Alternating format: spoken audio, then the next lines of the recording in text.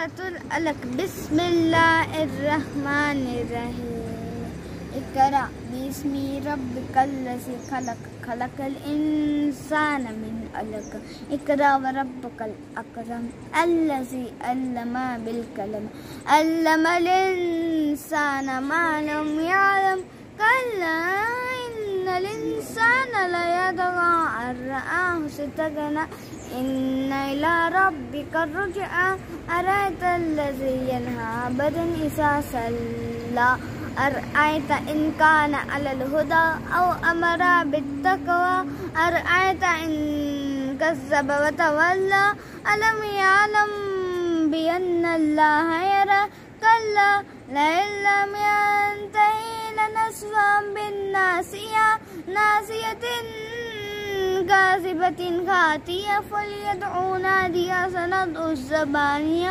कल्ला ला तुतिअहु वस्जुद वक़्तरिब। सूरह अलक या इक़रा पैगम्बर अकरम सल्लल्लाहु अलैहि वसल्लम पर नाजिल होने वाली पहली सूरत है। अक्सर मुफस्सिरों के मुताबिक कुरान मजीद के मौजूदा मसहफ़ में 96 सूरत है, जिसका शुमार मक्की सूरतों में होता है और 30वें पारे में वाक़ है।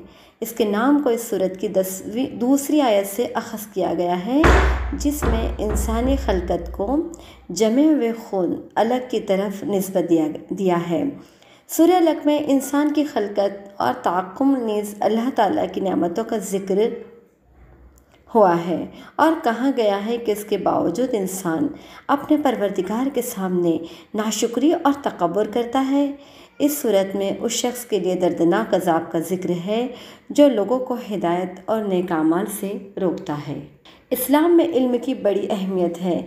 इसका अंदाज़ा कुरान मजीद की पहली आयत से लगाया जा सकता है।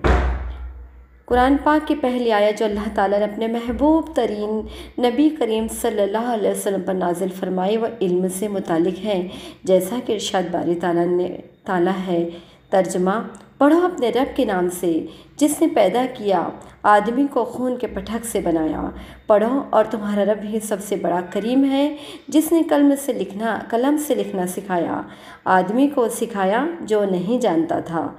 सूरह अलक आयत नंबर 5 पारा 30।